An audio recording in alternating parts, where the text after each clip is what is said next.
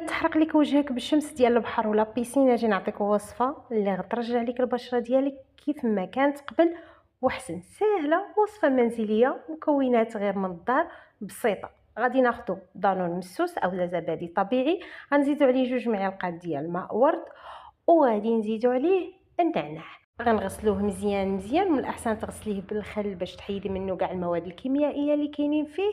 غسليه من 2 المرات حتى ل3 ديال المرات باش يتنقى مزيان. غادي ناخذ نص خياره، غنحكوها مزيان مزيان، وغنزيدوها على باقي المكونات، وكل شيء غادي نخلطوه في الخلاط الكهربائي. من بعد غادي نصفيوه، والبقايا ديال الخيار والبقايا ديال النعناع اللي صفينا غادي نستعملوهم في مقشر حتى حاجه ما غضيع. داكشي اللي صفينا غادي نزيدوه رويس معلقه ديال الخرقوم مع رق مطحون، وغادي نخلطو مزيان.